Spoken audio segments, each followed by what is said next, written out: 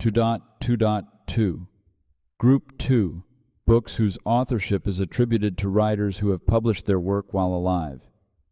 This group is formed by hundreds of writers, mainly Brazilian, some of whom Javier attributed several texts. Most of them were born and died in the 19th century or the first half of the 20th century.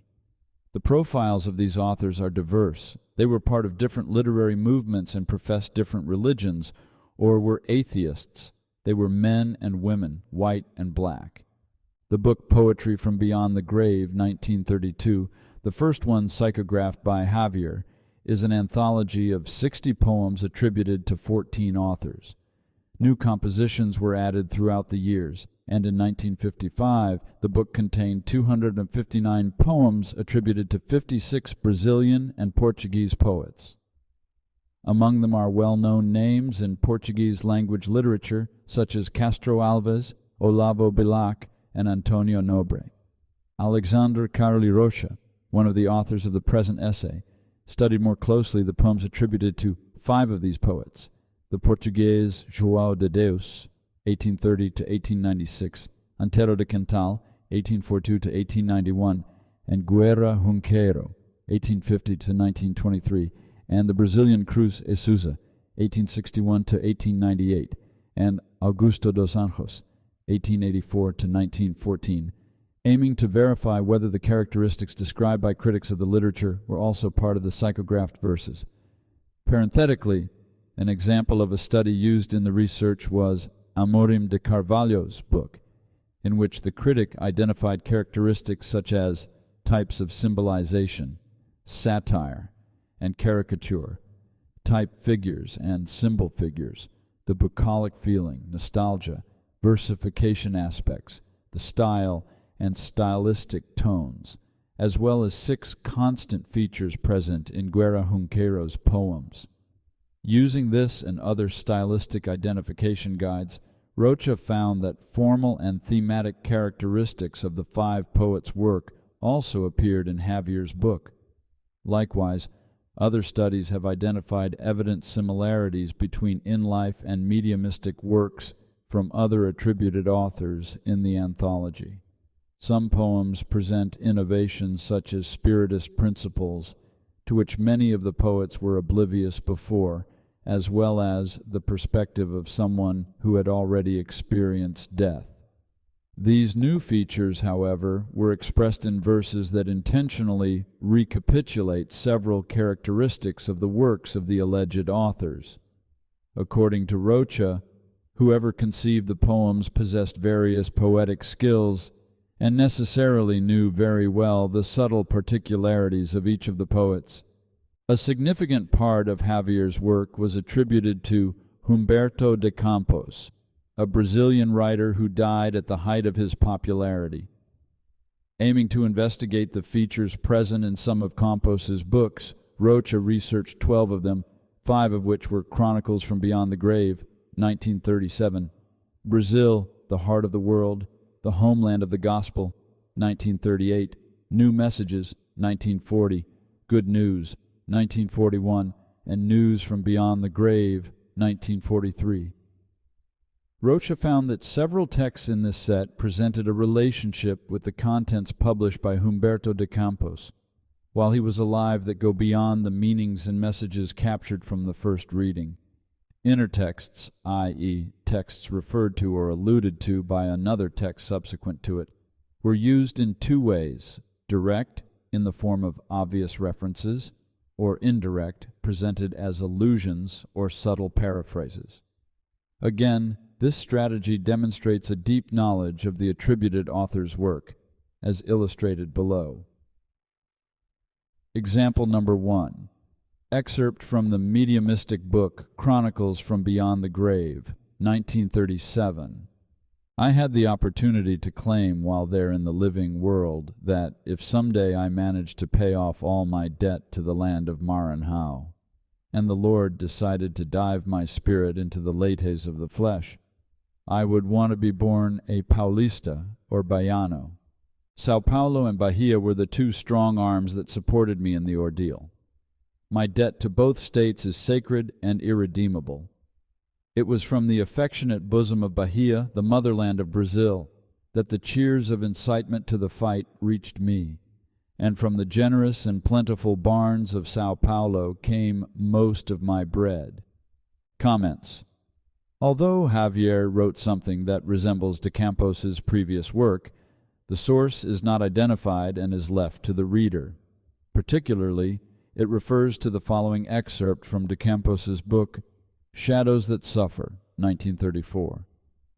If, however, one day I manage to settle my gratitude accounts with the land of Maranhão, doing all the good it deserves, and I wish to it end in the next world, the Lord would ask me in which part of Brazil, excluding Maranhão, so badly served by me, I wanted to return to the torments of life, my answer would be ready. Lord, make me born now Paulista or Baiano. I have, in fact, with these two states, such a great debt that I could only pay them by consecrating them a new existence if I had one. Example number 2. Another strategy observable in some books attributed to de Campos was using quotations that were not part of the alleged writer's work in literal terms, but were related to his cultural repertoire.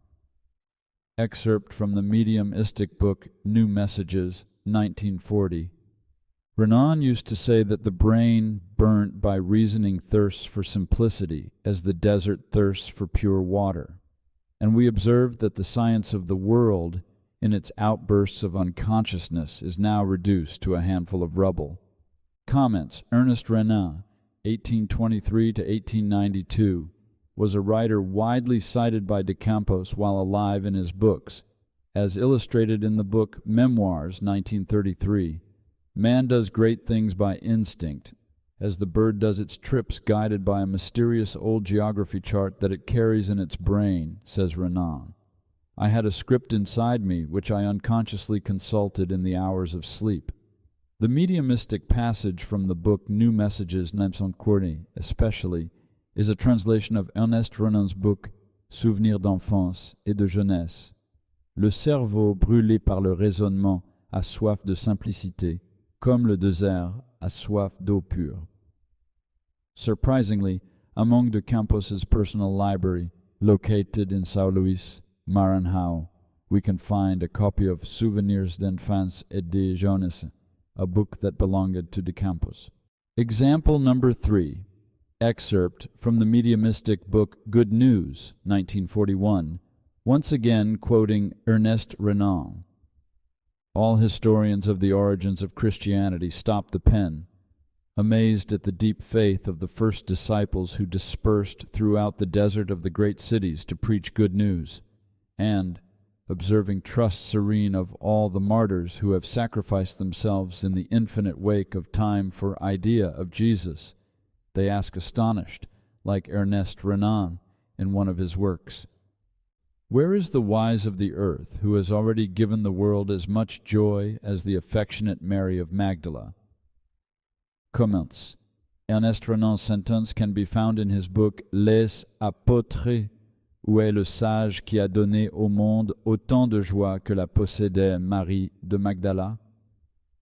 When translating to Portuguese, however, the word possedeie was translated to carinhosa, affectionate in English, and not the literal translation possuida, possessed in English, as a non-fluent French translator would expect it. Such modification was made because the literal word would carry a disrespectful meaning.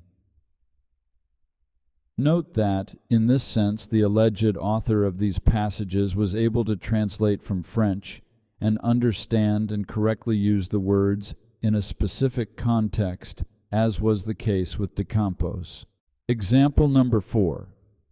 Excerpt from the mediumistic book Lazarus Resurrected, 1945, that contains the following passage. Listening to their references, I remembered the satanic character in Lesage's book, disturbing Madrid's houses, raising their roofs. This piece relates to a book written by Alain René Lesage, 1668 to 1747, The Devil Upon Two Sticks. In Secret Diary, a book written by de Campos but not published until 1954, note, 9 years after the mediumistic book was written, we can find the following excerpt. What should I say about my childhood, my youth, my entire life, spent amid selfish and utilitarian characters of a small world that always seemed to me to come out whole from the pages of Gil Blas, of Lesage. This passage from the book Gil Blas also quotes the writer Alain-René Lesage, just like the mediumistic book. To produce such a thing, Javier would also have to have been a reader of Alain-René Lesage, but 9 years before de Campos's book quoting Alain-René Lesage was published. Example number 5. In 1939, Jornal do Brasil published a letter written by Gastão Penalva entitled To Humberto de Campos, Wherever He Is. In a fraternal tone, Penalva addressed his anguished letter to the chronicler, who had died nearly 5 years prior, referring to his literary work and imagining de Campos in the context of World War II. 2 days later, in Pedro Leopoldo, Javier psychographed letter to Gastão Penalva, attributed to de Campos, wherein we read, I was spiritually with you before you wet the pen in your embittered heart to address me your affectionate letter. Listening to your intimate considerations, when you handled the Bible of anguish of my life, I intensely wanted to imitate the famous gesture of Ulysses in Alcino's palace, when the Demodocus's singing made him cry at the description of his sufferings, recounted from praises to the heroism of dead comrades. Comments. The mediumistic letter contains a passage from Homer's poem Odyssey. Notably, de Campos had written the preface and revised the translated version of the poem in 1928. The mediumistic passage, specifically, was one of de Campos's favorite from Odyssey, a piece of information registered in his diary, secret diary, but only published 15 years later. For the last 2 days, I have been working intensively on the final revision of the Odyssey, translation by Odorico Mendez, work that should be ready within 8 days, to be sent to Maranhão. I had already read Homer in its entirety, in the French versions of Le Comte de Lisle and Madame Dacier. Only now, however, reading as a proofreader, verse by verse, word by word, it was that I understood the greatness of the poem. The visit of Ulysses to the country of the Cimmerians and his encounter in the cave of Tiresias with the great friendly shadows is truly superb in the description.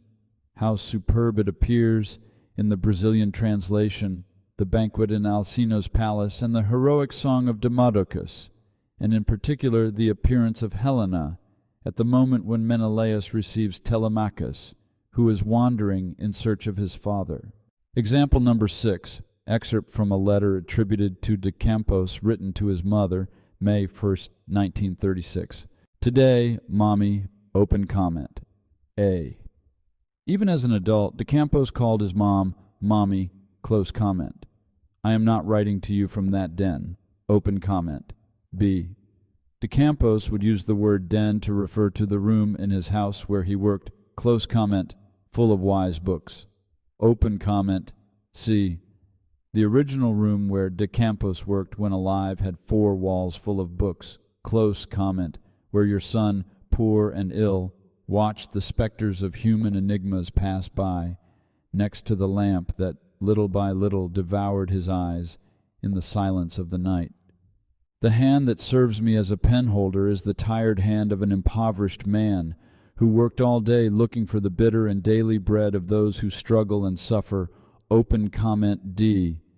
Refers to Javier and his surroundings. Close comment. My secretary is a rough tripod furniture by way of a table, and the walls around me are bare and sad. Open comment D. Refers to Javier and his surroundings. Close comment, like those of our uncomfortable house in Pedra do Sal. Open comment E. Refers to the house where de Campos and his family spent the first night during the summer of 1895 in Pedra do Sal, Piauí, Brazil. In the book Memoirs, 1933, de Campos wrote, Many families from Parnaíba had gone there for the summer so that we couldn't find a less uncomfortable house. The one my uncles had rented had still to be covered with carnauba palms the following day, so we had to content ourselves for that night with another one full of holes, a few meters from the sea. For us to sleep, we had to cover the holes in the ceiling with bed sheets through which it entered, whistling like boys and cutting like razors the salty and inclement wind. Note that it is necessary to know the excerpt from Memoirs to compare the precarious house in Pedra do Sal to Javier's poor house in Pedro Leopoldo.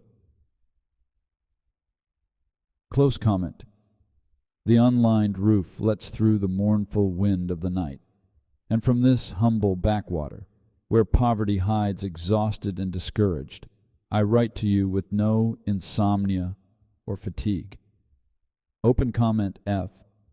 De Campos suffered from insomnia and fatigue. Close comment to tell you that I am still living to love the noblest of mothers. Open comment G. The passage "the noblest of mothers" alludes to the expression "the holiest of mothers," from the chronicle Mother's Day by De Campos. Close comment. After reading De Campos's letter and other communications attributed to him, his mother was convinced that her deceased son indeed wrote through Javier's hands. The medium, however, claimed he had never researched the work or life of De Campos. Remarkably, although De Campos was one of the best-known and best-selling writers in Brazil at that time, Javier's work contains information about De Campos that was not yet in the public domain.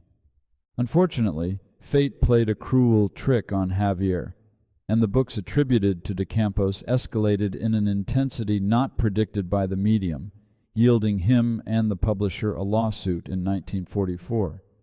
In the dispute, the writer's family asked the judge whether De Campos had indeed produced the books attributed to him. If the answer was negative, the family requested appropriate punishments from those responsible for the books. If positive, they required the copyrights. As a result, the judge decided that defining who authored those books was not a matter of law and rejected the action. The following year, the medium began to attribute texts to Brother X, an unidentified author at the time. However, the identity of Brother X and the reason for using this new name was revealed 13 years later.